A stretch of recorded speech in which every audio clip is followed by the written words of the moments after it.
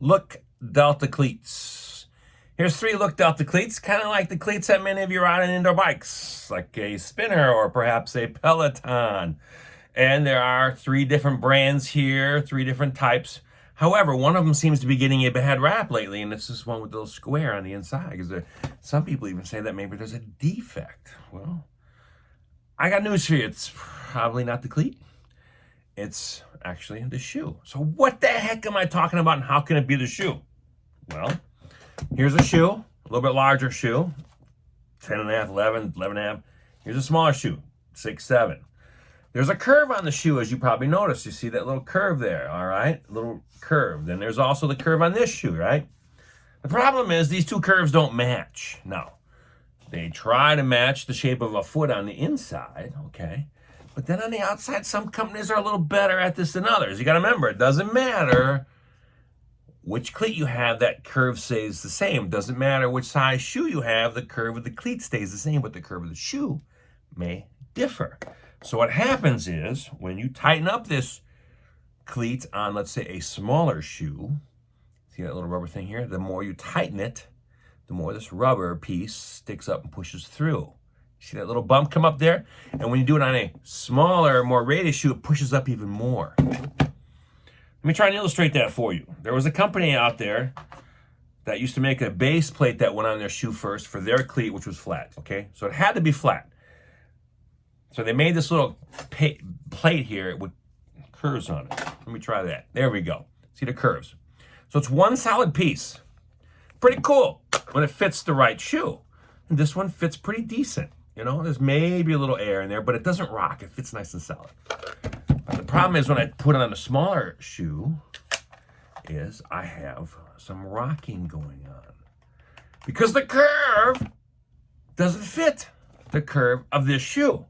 So what this company did is they started making a plate that was flat, and then they started putting little wedges that would go in the front and the rear. And there were different shapes because there are different shapes shoes. Look at the wedges here. All right. And you could pop those in and pop those out because, again, a good fit on some shoes and maybe not so good of a fit on another shoe, and I have to change those wedges. So this shoe curve thing is nothing new. Nothing new. It's been around a while. Some companies are better at it. Peloton shoe for sure has more curve when it goes smaller because, you know, it has to fit this on the inside and it has to be the curve on the outside. And the challenge is that curve should be the same no matter what the size of your shoe is. Some companies don't get that right. So that is why you are challenged with clipping in. And so, well, I changed cleats and I got better. Yeah, some don't stick up as much. But if we take a look here, here's a round one. It sticks up quite a bit, right? So it's not necessarily round. And then, well, which round is it? Because this round and this round are not the same brand, right? See that? That one sticks up. This one does not. This one's kind of even useless for the idea of what it's supposed to be. So what's it supposed to be? Well, when it goes into the pedal, which is flat, this little rubber piece is to kind of fill in the gap, take it up so you don't have like any tapping going on. And so when you clip in, you take your shoe here and you put it into the pedal, you clip into the front, you see that little rubber piece is sticking down, you clip it into the pedal, and it's like this, and it fills in that gap. See how it's really tight right there? Because of the black rubber piece, it's hard to see through there. But what you can do is, you can take it out if you want. You can put a screwdriver in there and take it out. You can get a different set of cleats. Well, why is this more common indoors than outdoors? Well, let me show you. This is an cleat that was used outdoors. See how it's kind of worn and scuffed? And this one has not been worn outdoors. The problem is indoors, we tend to put our shoes on and hop on the bike. Cool. We tend not to walk on them as much. So people outdoors tend to walk on them. I worked with a gym not too long ago, and it was with this spinning pedal, and they have a little bit of a gap right there. And I can tell you, man, everybody just about, this little rubber thing, even some of the larger people, when they would clip in, would catch in this little gap. Well, so I worked with a few people, we got it taken care of, and eventually it went away. And they're like, well, how did they just go away? Well, they walked around on their shoes more. They wore it down. So that's what happens and why it can sort of go away for some people. It's not magic. Is it breaking in? I don't know. It's just wearing the thing out. So that is kind of the rundown of what's going on with your cleats. So example, this is a flat little, one of my plastic sort of things that I show cleats on. And as soon as I fasten the cleat to it, it puts a curve into it. See?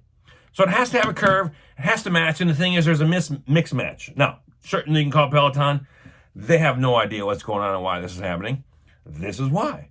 You can take care of yourself real quick and easily. I take a screwdriver and I pop it right out. Be careful when you dig in there. You don't want it to move or miss or, slip. When you do that, you can dig this in. You can kind of get under there and pop it out. You can take the cleat off and remove it all together. And that's how you get around it. So it's not a defective cleat. It's shoe size. And it's almost always smaller, shorter shoes. Some people say, I'm a bigger dude and it happens. Well, it can happen. It can. Okay? And a lot of us with the indoor cycling are kind of new, and we're new to clipping in it. And so there's also that part of it. Me being big, 200 pounds, you can put that thing on. I can mash in and get into just about anything. Now, there can be other factors too. The Peloton shoe is not the most expensive shoe. I've seen shoes be crooked a little bit. I've seen tilts to them. I've seen other issues that can happen. I've seen it on certain sizes in one brand, but not another size. I've seen a certain model in one shoe, but not the other. I've seen it happen one year where an entire line of shoes, the fit just sucked. It was kind of disastrous. They had to fix that. All the cleats weren't going on straight, so it can happen. Yeah, you know what? Give me a call. I'd like to fix that for Peloton. Make sure that doesn't happen in the future. But that's what's going on. If you have any questions, I'm Paul at Ask the Fitter. I'm maybe going to do a real long version of this. I know this is already long enough. But that's what's going on. I'm here to help anytime I possibly can. And the main thing is enjoy your ride.